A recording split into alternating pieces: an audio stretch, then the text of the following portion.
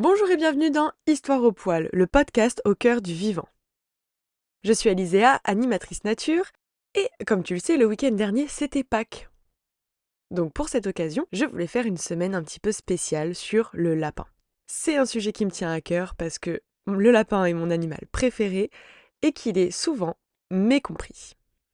Donc cet épisode t'est destiné si toi aussi tu es passionné de lapins, si tu as envie d'en adopter un, ou même si tu en as déjà un à la maison et que tu aimerais en apprendre plus sur ses besoins. Parce que oui, ce n'est pas parce qu'on a déjà un lapin à la maison qu'on sait tout bien faire, et j'en suis la preuve, je me suis trompée plein de fois avec mes lapins, mais c'est pas pour ça qu'on ne peut pas apprendre, il n'est jamais trop tard pour faire au mieux. Donc c'est parti pour cet épisode spécial sur le lapin et surtout ses besoins à la maison, let's go! Derrière chaque empreinte, chaque regard, il y a une vie à découvrir. Aujourd'hui, c'est le portrait du lapin domestique.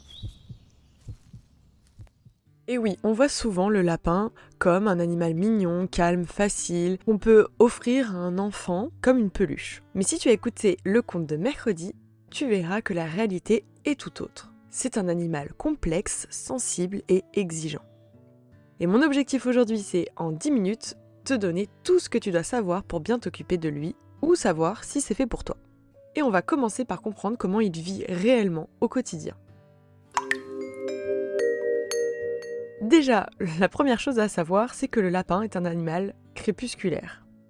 Ça veut dire qu'il est actif tôt le matin, en fin de journée et parfois la nuit. Et oui, ça, des fois on s'y attend pas, mais le lapin peut faire du bruit, bouger beaucoup la nuit et donc ça peut être gênant.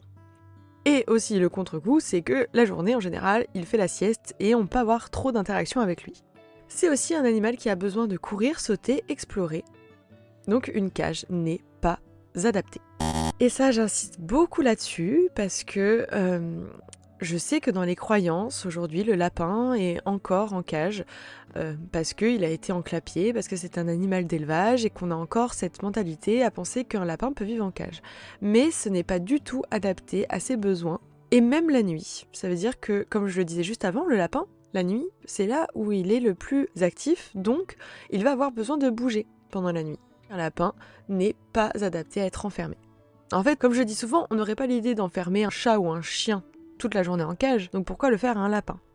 Donc, du coup, un lapin, c'est soit en liberté totale, en adaptant son environnement, ça veut dire on protège les plantes toxiques, on protège les fils, tout ce qu'il peut ronger à proximité, et une fois que l'environnement est sécurisé, le lapin peut vivre en liberté totale. Et si c'est pas possible, soit vous pouvez dédier une pièce entière à votre lapin, soit un grand enclos de minimum 2 mètres par 2 mètres par lapin avec des sorties quotidiennes. Et quand il est en liberté totale, vous me direz mais il va faire ses besoins partout. Et non, le lapin est un animal très propre. Il peut faire ses besoins dans une litière comme un chat. Il suffit de lui apprendre. Et pour finir sur ses comportements généraux, le lapin s'ennuie très vite. Il a besoin de jouer, de stimulation, d'interaction et idéalement un copain lapin. Car oui, le lapin est un animal grégaire, donc social, qui a besoin d'interaction avec ses congénères. Idéalement un lapin du sexe opposé, et évidemment les deux, il faudra les stériliser. Et pour qu'ils vivent bien, il faut aussi assumer un point qui est souvent sous-estimé, sa santé. Un lapin, ce n'est pas un animal facile. Au contraire, c'est un animal qui est très fragile et qui peut coûter cher en soins vétérinaires. Il faudra consulter un vétérinaire NAC, donc un vétérinaire pour les nouveaux animaux de compagnie, dont fait partie le lapin, et qui sera donc spécialisé pour répondre à ses besoins qui sont spécifiques. Dans les frais de base à prévoir pour le lapin, il y a la stérilisation qui est indispensable. Chez la femelle, elle est quasi vitale, car il y a de très fortes probabilités de tumeurs à l'utérus, et chez le mâle, ça réduit les comportements hormonaux et ça facilite la cohabitation, qui peut coûter entre 80 et 150 € environ selon les vétérinaires et les régions. La vaccination, qui elle se fait une fois par an, voire 2 maintenant, parfois chez certains vétérinaires. Et à prévoir un suivi régulier au moins tous les 6 mois pour la coupe des griffes, vérifier si les dents vont bien, vérifier si le transit va bien aussi. Je ne vais pas vous détailler toutes les urgences dont peut souffrir le lapin, parce qu'il y en a quand même pas mal, mais la plus importante, et celle surtout à laquelle on peut faire le moins attention, c'est l'arrêt de transit. Si ton lapin ne mange plus, ne fait plus de crottes ou fait des crottes en chapelet, donc reliées les unes aux autres par des fils de poils, c'est une urgence vitale. Voilà. Donc il faut aller directement chez le vétérinaire si ça arrive, parce qu'il faut savoir que le lapin ne vomit pas, donc s'il y a quelque chose qui bloque, il n'a aucun moyen de l'évacuer, et ça peut aller jusqu'à l'occlusion intestinale et même jusqu'au décès du lapin malheureusement. Donc ça c'est un point de vigilance à avoir parce qu'on n'est pas tout le temps en train de vérifier les crottes de son lapin, mais l'aspect, la couleur, la quantité des crottes est à surveiller assez régulièrement. Vous allez devenir un expert des crottes de lapin. Et du coup cette fragilité du transit est directement liée à son alimentation. Et oui, un lapin qui mange mal peut tomber malade très vite, et du coup forcément entraîner des frais vétérinaires importants. Malheureusement, l'alimentation du lapin est souvent mal comprise. On a toujours l'idée reçue qu'un lapin, ça mange des carottes. Merci Bugs Bunny. Dites-vous, très simple, qu'un lapin, pour qu'il mange correctement, il doit manger ce qu'il trouve dans la nature. Donc dans la nature, un lapin va se nourrir principalement d'herbes. Et nous, quotidiennement, on ne peut pas aller cueillir de l'herbe à notre lapin, surtout qu'il faut bien la choisir, etc. Donc ce qui remplace ça très bien, c'est le foin. Donc la base de l'alimentation de votre lapin, ça sera du foin de qualité et à volonté, tout le temps, même la nuit, tout le temps. Donc ça c'est vraiment la base. Ensuite on a les légumes frais, la verdure. Donc là, attention, encore vigilance, la verdure, moi par exemple je la pèse tous les jours. C'est 10% du poids de votre lapin, parce que si vous en donnez trop, il peut y avoir des diarrhées. Il y a certains légumes qui ne sont pas bons en grande quantité, voire toxiques. Donc ça, pour pas vous tromper, il y a des listes des verdures à donner à son lapin sur le site internet La dure vie du lapin urbain ou Rabbit's World. Je vous mettrai tous les liens en description de toute façon, comme ça vous pourrez avoir directement le petit PDF, ça sera plus simple. Donc une fois que vous avez compris la base, le foin, les légumes, en complément, on peut donner des granulés en petite quantité et de bonne qualité, des fruits occasionnellement et des friandises. Donc la carotte, elle fait partie des friandises. En fait, vu qu'elle est très sucrée, elle est considérée comme un fruit, donc à donner que occasionnellement. Et on donne pas une carotte entière, on donne une rondelle par semaine par exemple. Et donc tant que je suis dans l'alimentation à ne pas donner, attention, tout ce qui est vendu en animalerie, qui contient des céréales, de l'huile, je sais pas, des produits laitiers par exemple, ça c'est à proscrire. Le lapin, je ne l'ai pas dit avant, mais il est herbivore strict, ça veut dire qu'il ne mange rien d'autre que des végétaux. Ensuite, pour l'eau, ça fait partie aussi de l'alimentation, c'est une gamelle obligatoire. Pas de biberon, parce que le biberon, ce n'est pas une technique d'hydratation naturelle pour le lapin. Il va boire en penchant la tête et pas en la levant, instinctivement. Ça peut du coup limiter l'hydratation, et ça crée des tensions au niveau du cou. Donc pas de biberon, une gamelle, en plus c'est plus simple à nettoyer, c'est plus simple à changer tous les jours, voilà. Et du coup, au quotidien, comment ça se passe au niveau des petits soins ? On l'a vu tout à l'heure, il faut emmener son lapin régulièrement chez le vétérinaire, tous les 6 mois à peu près pour faire un petit check-up. Mais il y a des choses qu'on peut faire tout seul au quotidien, à la maison, sans avoir besoin de l'aide d'un vétérinaire. Premièrement, le lapin mue au moins 2 fois par an. C'est des mues qui sont assez impressionnantes et ils peuvent perdre beaucoup de poils. Quand il fait sa toilette, le poil, il l'ingère, et ce qui peut créer des boules de poils dans l'estomac et un arrêt de transit. Et du coup, on l'a vu tout à l'heure, l'arrêt de transit, c'est une urgence vitale. Donc, pour éviter d'en arriver là, vous pouvez brosser régulièrement votre lapin quand c'est la période de mue. Pour les autres petits soins, on peut couper les griffes régulièrement, donc ça dépend de votre lapin, s'il use ses griffes en bougeant beaucoup, donc voilà. Mais ça, c'est à prendre en compte, parce que si elles sont trop longues, il peut se les arracher.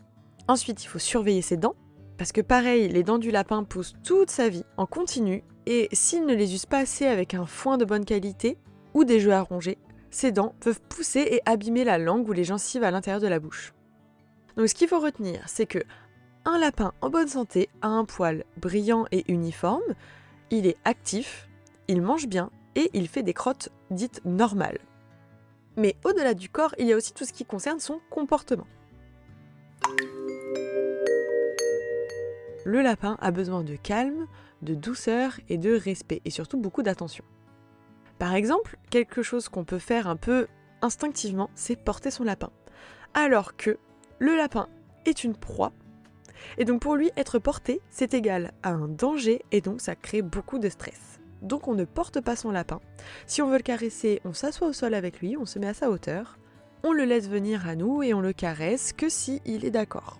Donc par exemple, un lapin qui est d'accord d'être caressé, c'est un lapin qui va poser sa tête au sol et attendre tranquillement qu'on le caresse. Et pour créer une relation de confiance de qualité, il faut apprendre à communiquer avec son lapin, parce que oui, un lapin communique. Alors forcément, il va pas communiquer comme un chien ou un chat par des miaulements, des aboiements, des gémissements. Il va utiliser plutôt son corps, ses oreilles, sa posture, ses mouvements et même des grognements, ça peut arriver. Il y a quelques indices que je peux vous donner, par exemple, si votre lapin s'allonge de tout son long à côté de vous, c'est qu'il est en confiance. S'il fait sa toilette près de vous, il se sent bien. S'il fait ce qu'on appelle des binkies, donc des sauts avec des twists un peu dans tous les sens où il se secoue, c'est qu'il est heureux.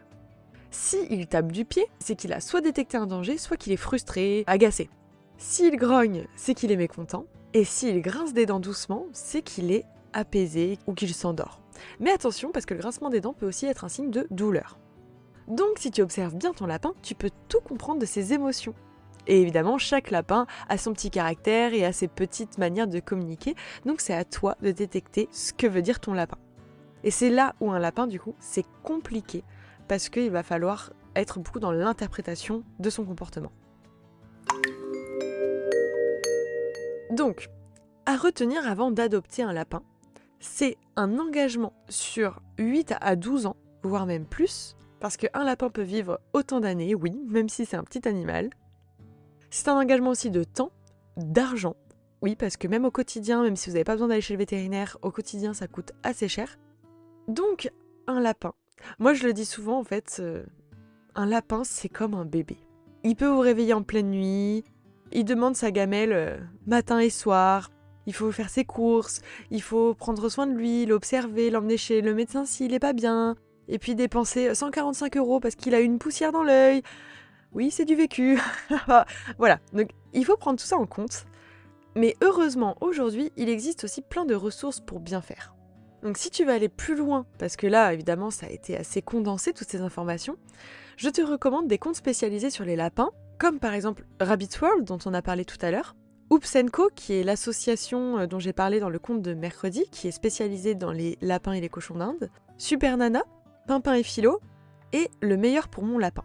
D'ailleurs, Agathe de ce compte Instagram a créé un livre qui s'appelle « Un lapin heureux à la maison », comment bien s'en occuper.